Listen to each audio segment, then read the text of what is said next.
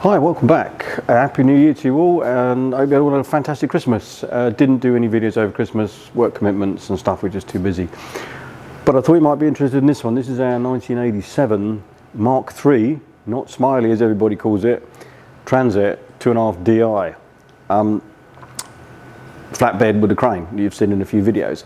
The fuel injection pump has developed a weep from one of the shafts that comes out the bottom. It's an O-ring dried out. It's 38 years old, what do you expect? So I need to get the pump off, which means locking the engine up, pulling the timing belt off. The belt on it is relatively new. It's done about 18,000 miles since we got it on the road, but I'm not going to reuse it. Ford recommend don't re-tension an already tensioned belt. They might snap, and you know what? For the cost of a belt kit, against the misery of dealing with it breaking, we'll just put another belt on there and I'd done with it. I did do the water pump when we had it apart. So we've got to take the grill off, the radiator out to get in here. A few other jobs I'd like to do on this. This doesn't have power steering, even though it was a motorhome with a huge body on the back, you know, coach built job, that never had power steering. I would like to do the conversion. You can't get, you know, Mark III power steering box for love and the money now, because this is a solid beam axle. It's not independent like the Mark IVs and Mark Vs on the front with a steering rack. It is a steering box with drag link and track arm between the two. I've got an LDV convoy power steering box, which I should be able to make fit. And before anybody says you can't, I've done this kind of conversion before.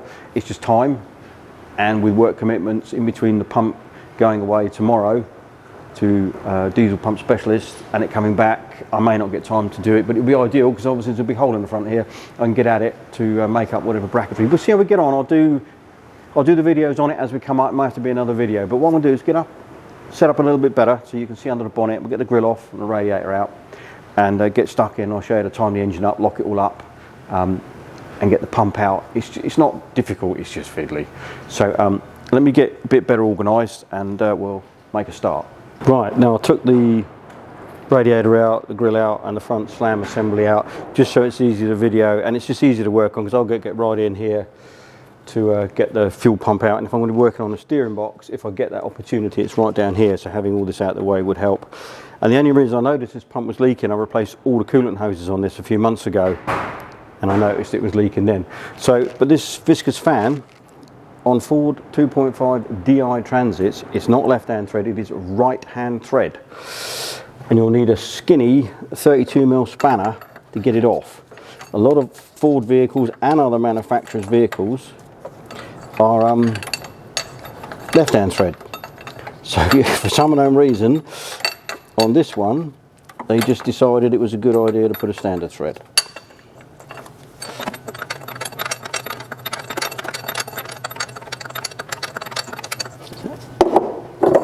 Gonna come out, yeah.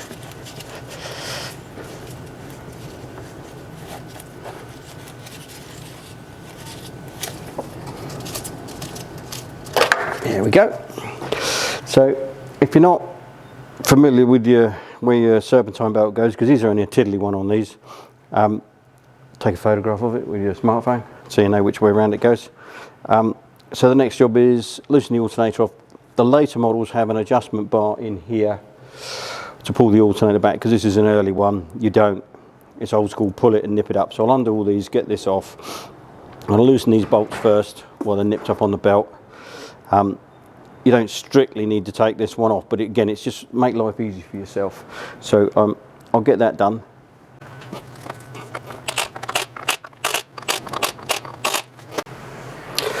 Right, just for good measure, there's a long 13mm bolt under there, one there and one there, and then that should lift up like that, and then that comes off. And this is a new belt as well.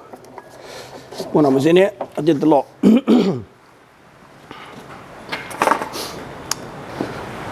And then you can take all this off. I did the water pump and everything when we did the belt last time. I know the pump's not driven by the belt, but as you're in the casing, guess what? It'd be a good idea to change it. Because when we bought this vehicle, we didn't know how long it had been sat idle and what it wasn't, how long ago it was last used and all the rest of it. So just change it. And this old truck has got the nickname Mr. Reliable, or Old Reliable, because it just works. We've been all the way to Scotland and back in it. We've got a West Country trip coming up, hence I want to do this diesel leak before I go. And then there are a handful of bolts, depending on what you've got. These are hexagonal 13mm to take the timing cover off. You might find on later engines you've got Torx. So I'll go and get a socket. And the housing, the bottom half pivots round so you can get it round. You don't need to take your ultrasonic balancer off.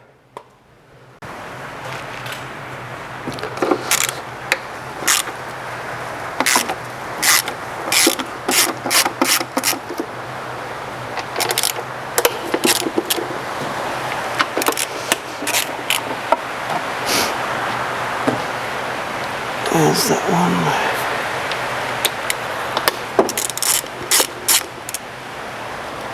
Of course, there has to be an Allen key there. Why would you put an Allen key? Anyway, I'll get an Allen key, hang on.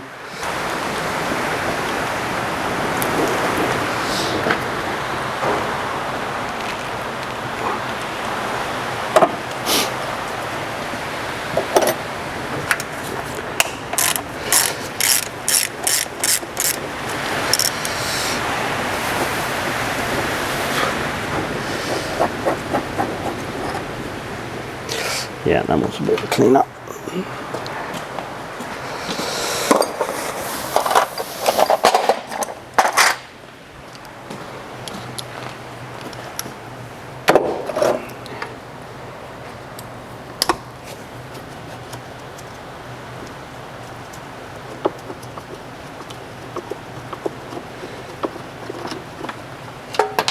That's the bottom bit.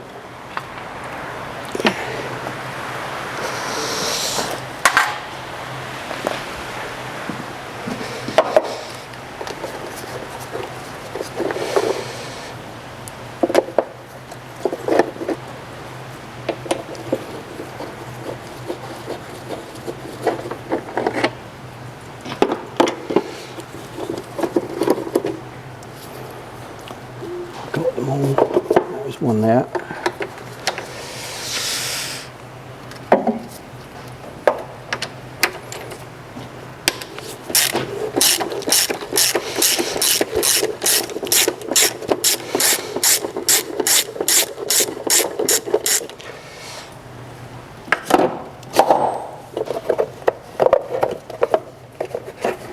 Give it a wiggle, and there you go.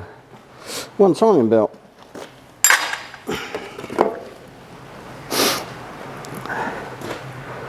And it's pretty straightforward how to time these up to do any work. Need some timing pins, which I've made. And basically that's with a 1/2 inch bar with a rounded end that goes in the back of the bell housing and locates in a hole in the flywheel and locks it up. That's an M10 bolt. I tickled the threads down, which goes in the injector pump there and locks it up, and it's an M8 bolt that goes in there to lock it all up. And then you can undo your tensioner, which is there and there, release the tension, hook the belt off, and the next bit, the job after that will be I need to get the air cleaner out of the way, because I need to crack the injector pipes off on the back of the pump and on the injectors, make them loose. Hopefully then I take them all off. I can then throttle cable off, engine earth off, take that off, and we should be able to unbolt the pump and take it off. There is a bracket down the back which is awkward to see, but I will try and film it for you, which holds the back of the pump.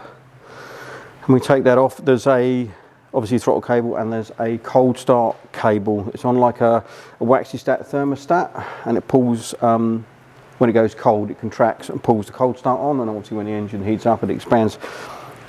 I don't think it's working on this. I'd be amazed if it was. I may change that out and put an old-fashioned twist and lock choke cable so I can pull the cold start on from in the cab.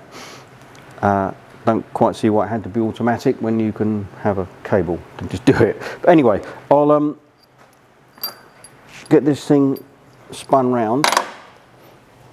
It's almost impossible for you to see.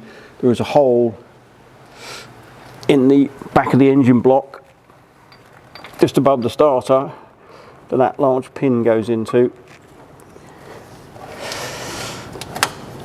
And then we crank the engine in the direction of rotation until it goes clunk and drops in. And hopefully then all the other holes will line up. And I know roughly where they should be. This one is up here. So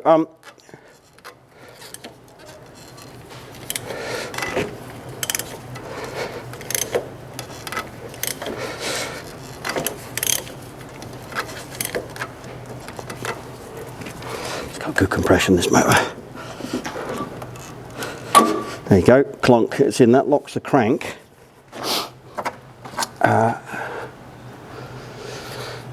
Now that's interesting, that's a different size to the later engine. The later engine uses a 9mm, but that goes in there like that. So I might have to go and make another timing pin because these are for my later engine. So I might have to go and measure up. Yeah, that's a lot smaller.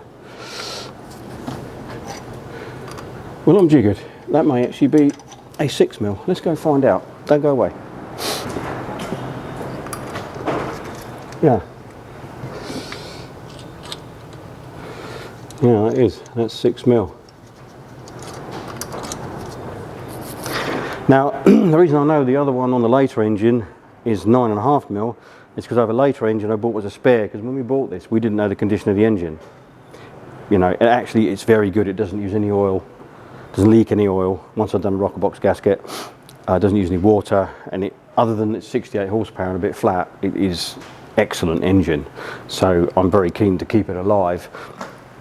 And on the later one, it has a Bosch pump, and I thought, I did a bit of homework, and I reckon you can put a Bosch pump on and leave the CAV injectors in and it'll run fine.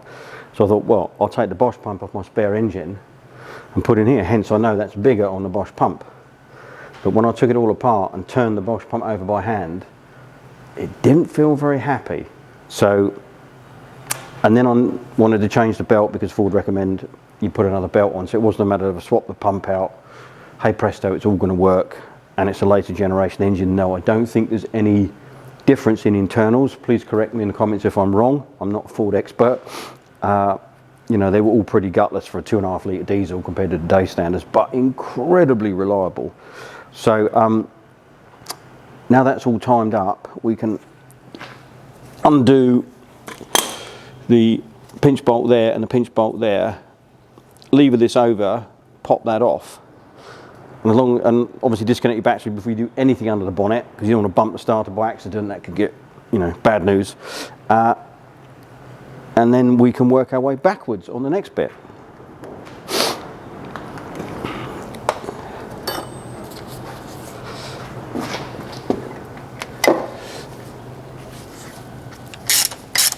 Right, that's a 17, I'm sure it is.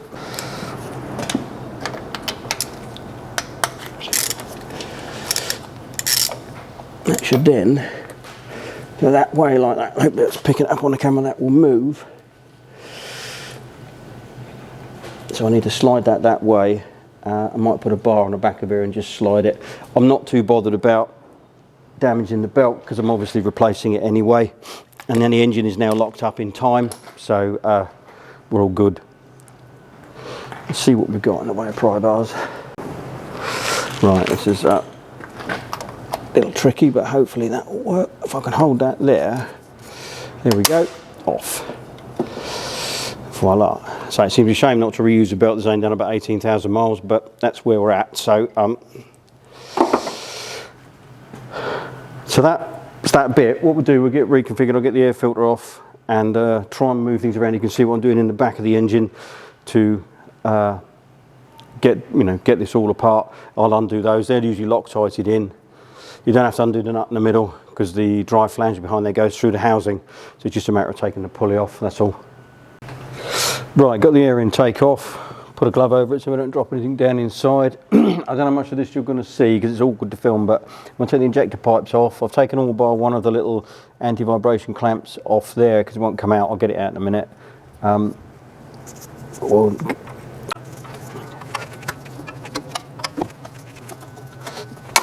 then I've got to do the ones down on the back of the pump. Take them out the way I was hoping, just to loosen them off and leave them in there, but I don't think I'm going to have that much luck. I took the header bottle off the cooling system as well, because it just gives me a little bit more room down in the back here.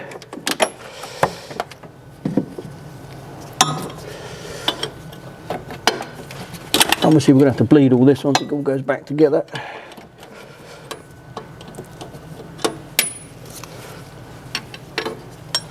Get all of them, bar number 3, right down the back.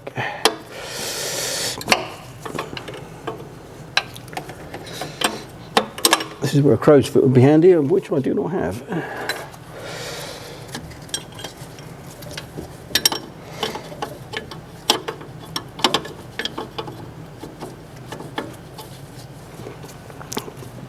Can't see nothing.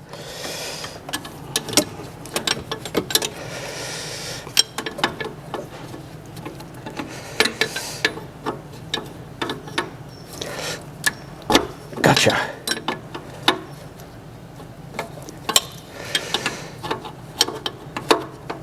There we go, it's loose. Should be loose now, so yeah. I do have some caps to go on these injectors so dirt doesn't go down inside.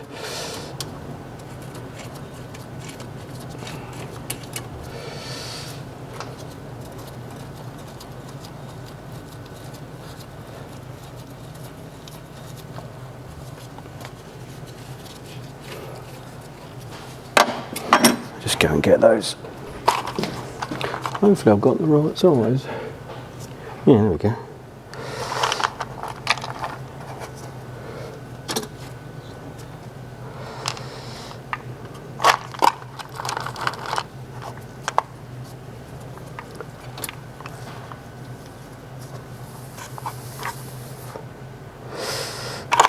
We've got one more.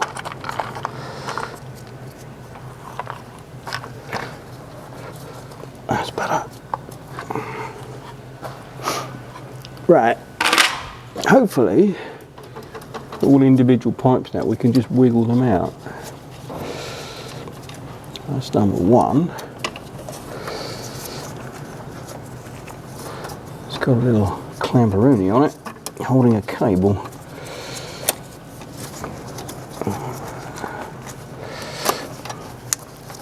Yeah, I don't know about picking up on the camera. That unit there is the bit that opens and closes, the waxy part that opens and closes the cold start. The cable, say Peugeot use them as well like that, and various other manufacturers, and yeah, at this time of their engine's life they don't always work. So that's number 1 and number 2 out. Number 3. So I wasn't going to do it this way, but I thought there's so little room. Let's just take them out. And then number 4. They only go back in one place, so you can't muddle them up. And we'll give them a good clean up and a blowout before we put them back anyway.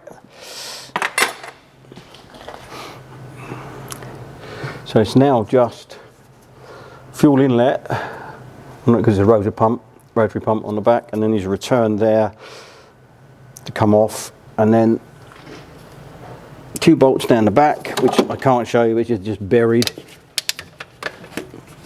Support bracket, and then the 3 bolts on the front, and with a bit like that should be enough room for that pump to wiggle out backwards, we hope. Never actually done one before. Excuse me.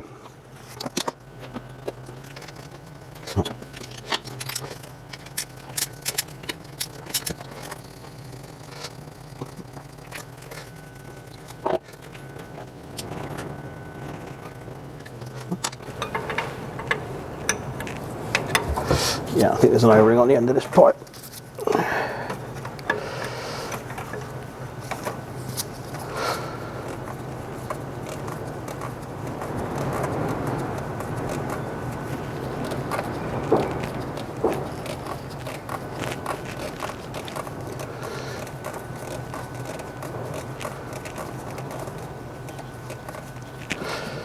Come on, let go.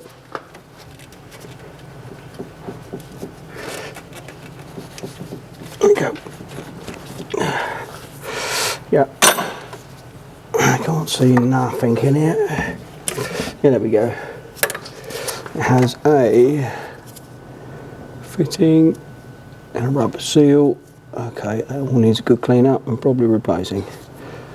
Okay, before we put that back. And then the one at the front here is a banjo. Is that a 17 or a 16? 17.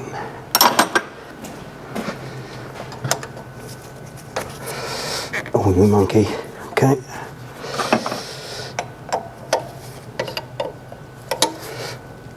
There we go.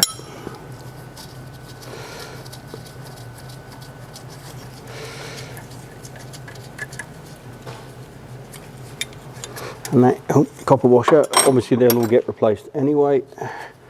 On the banjo there, copper washer top and bottom. Where did that go, just to fish it out of the way? There it is.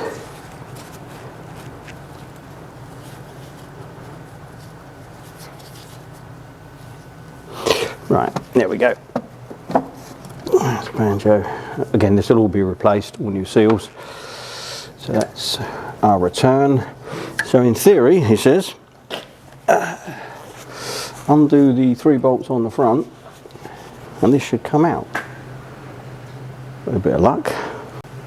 Right, I'm pretty sure we're all disconnected. I've rejigged a bit. Got to undo those 3 bolts. I don't know if the camera's picking it up, but I've noticed there's a crack where the hole is that you put your timing pin in. It looks like somebody's pulled against it and there's a crack, so I might have to weld that up with a TIG weld up before it goes in tomorrow. So in theory that pump, yeah, was loose.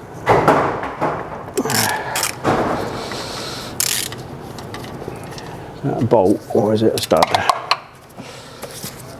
It's a bolt. Would you cotton bacon? Why would you put a nut and a bolt in there? Anyway, they did.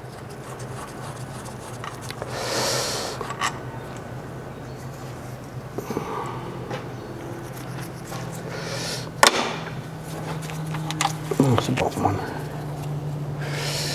The bottom one, a nut and a bolt as well. Yep, can't believe that. 3 nuts and bolts.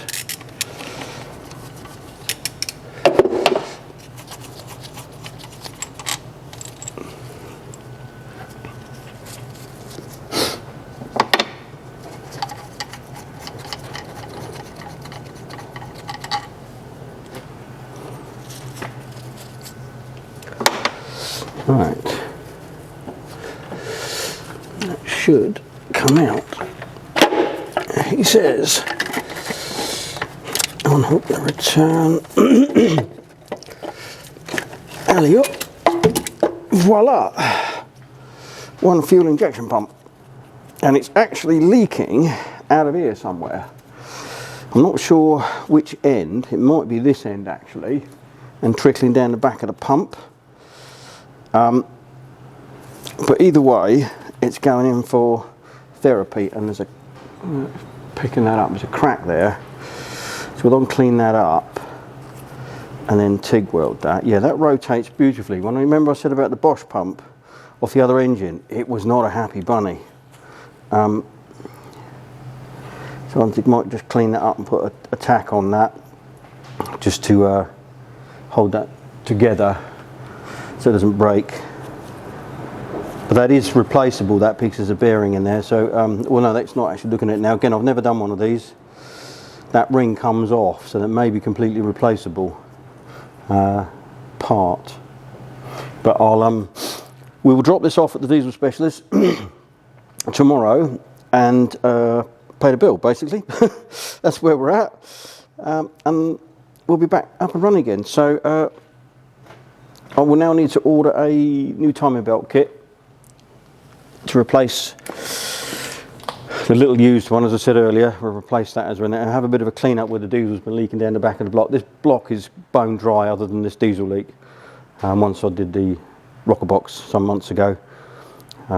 It's such a good engine. It's a great shame they don't produce a bit more power and a bit less noise, but that's the way they are. So right, next job, let's have a clean up. Right. I think it's now been 2 weeks since I started this video, and you probably noticed there's a dirty great big hole in the front of here. The pump is still with the diesel specialist. They were busy, and when they took my pump apart, it turns out that it's completely worn out. I mean, these old things are amazing. Inject fuel at roughly the right time and they run. So it was probably flatter than it normally would be flat But we took the opportunity to do the power steering conversion. I had a Mark 5 power steering pump. I'll bring it a bit closer so you can see. And then the LDV box. And I've had to make up lots of bracketry, which I'll bring in. We're going to take the whole thing apart and paint everything. And I've got to weld up the 3 holes for the original steering box. This one bolts on in the same area of reinforced wing, with double, maybe triple thickness. Plus it has a side mount down in here I've made, which bolts to the chassis. So when the arm is going backwards and forwards like that, it could twist. So you have the extra side mount and one at the front. So we need to get that all welded up, seam sealed, and then painted. I'll try and get all this done, so when my pump comes back, hopefully at some point in the coming week, we can put it back together and get it going.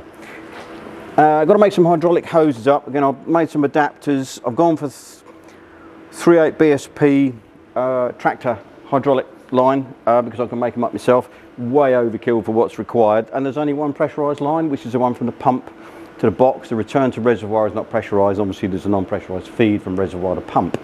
So I'll bring you in and show you what we've done. And these fittings are really cool. Use them for years and years and years and years, and they'll take huge pressure. But basically, this bit here, you wind on the pipe anti-clockwise all the way down till it stops, and then this bit goes down in the middle, and you put a bit of oil on it, ATF in this case, because it's going to be power steering, and then wind it down in, and it locks it on the pipe. And I have never ever had these come off. And I've been using this sort of stuff for years on agricultural equipment. So, you know, more than man enough for the job. And they'll be I'll run the lines. I've got some stainless steel P-clips. We've offered it all up so we know it fits. We'll run on the back of the front cross member, out of the way of the radiator. But I'll get you in a bit closer so you can see what I mean about the steering box. Now, I had to machine a standoff because this is M14 by 1.5. adapter to 3/8 BSP and M16 by 1.5. So to get clearance so we can get the fittings on, I had to make a standoff with some bonded seals, or doughty washers as we used to call them, that's a trade name. It would be nice to have full 90-degree bends here. These are 45s. Take that off.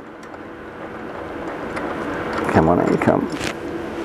Like that. These are 45. A 90 would be better, but I've got these, so we're going to use them. And all it means is the pipes will come up at a slightly lazier radius, but there's plenty of room. You could get a bus in here sideways. There's so much room under the bonnet. So this lot has now got to come out. There will be nylocks on all the bolts that hold the pump in. I've just used ordinary nuts for now, just because it's been in and out like a bleeding yo-yo. So we'll get this stripped out, and I can show you a bit more of how we've done it all and all the brackets we've had to make. Okay. Right, bracket here made for the reservoir. This is, you better drop it on the floor. That holds the little black reservoir, power steering reservoir. In order to get it to sit straight up under here, I found that by stacking 3/8mm washers on top of each other was exactly the right offset, so that sits level under that angle there. So rather than doing the right thing and making a space for on the lathe and welding on, I just TIG welded the 3 nuts on there. Nobody will ever see it, but all this stuff's got to be shot blasted and painted now, ready for the next bit.